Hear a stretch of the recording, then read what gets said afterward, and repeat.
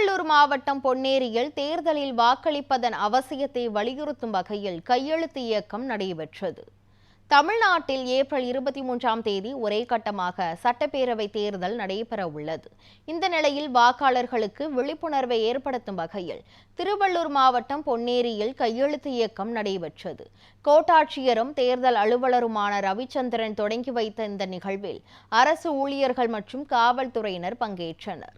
இதனைத் தொடர்ந்து எனது வாக்கு எனது உரிமை என்ற உறுதிமொழி எடுத்துக்கொண்டு கட்டாயம் வாக்களிப்போம் என்று அனைவரும் உறுதியளித்தனர்.